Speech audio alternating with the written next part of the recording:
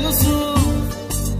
కథ అని తెలుసు కథలన్నీ కంచికే చేరునని తెలుసు తెలుసు తెర తొలుగుతుందని తెలుసు తెల్లారుతుందని తెలుసు ఈ కట్టె పుట్టుకుమంటదని